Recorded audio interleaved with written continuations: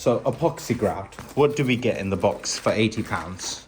So we have 1 package, 2 package, 3 and 4 things. Empty box.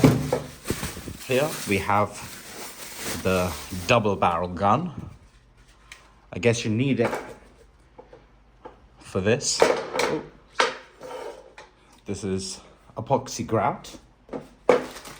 In this package we have a scraper. It's sharp.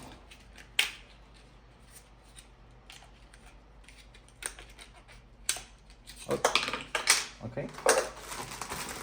We have a tape to tape the joints if we want.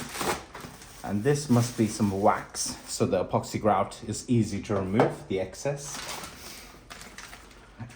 In a package here, we get the tools to shape our grout. So we have this spreader. Once we've put the grout in, we can push it down in the grooves. And this is to shape the curve in the grout. And lastly, we have 2 nozzles. Now the thing to remember is once 1 foot of the grout we want to waste away, and then we would ensure that the 2 solutions or the 2 compounds are mixed properly. We'll leave it for 4 hours and then we'll scrape off the excess and leave 24 hours for it to cure.